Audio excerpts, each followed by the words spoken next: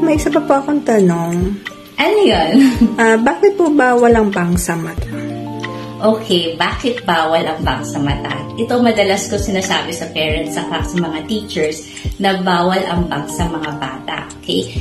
Number one reason is because yung environment natin sobrang madumi na, diba? So, yung hair natin, nalalagyan sila ng mga dust and kung ano-ano pa. So, pag pumunta siya sa mata natin, nagkakause siya ng irritation. So, pwede siya ma-infection and then pangangati din ng mata. So, pag nangati yung mata, kinakamot ng mga bata.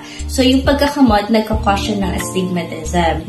So, yung astigmatism, nasisira yung ibabaw ng mata natin, specifically yung cornea natin. So, aside sa hair, ang isa pang reason kung bakit nagkakamot ng mata yung mga bata is because of yung mga, for example, may allergy, like allergic rhinitis. So, pag nagkaroon sila ng itchy nose, pati yung mata, kinakamot.